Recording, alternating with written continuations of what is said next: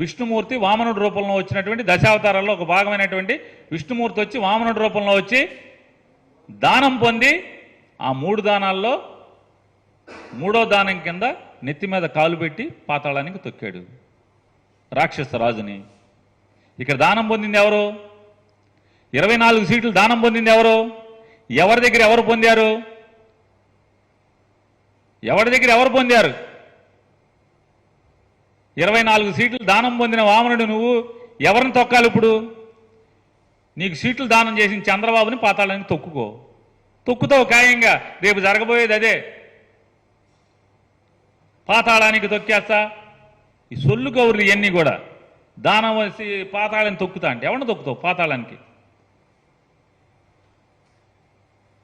ఇవాళ చంద్రబాబు నాయుడు నువ్వు పాతాళానికి తొక్కితే రాబోయే రోజుల్లో ఈ రాష్ట్రంలో పేదరికం పోతుంది, పేద మధ్యతరగతి వర్గాలకి మేలు జరుగుతుంది.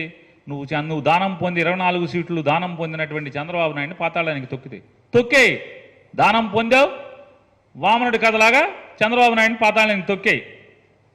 సాధారణంగా ఎవడన్నా పొగట్టాకి పక్కనే ఉన్న పెట్టుకుంటాడు, లేదా ఇద్దరు కలిసి ఉన్నారు కాబట్టి పవన్ కళ్యాణ్ని చంద్రబాబు పొగడాలి, చంద్రబాబుని పవన్ కళ్యాణ్ పొగడాలి. చంద్రబాబు ఒక్కటంటే ఒక్క మాట పవన్ కళ్యాణ్ గురించి మాట్లాడాల, ఒక్క మాట కూడా.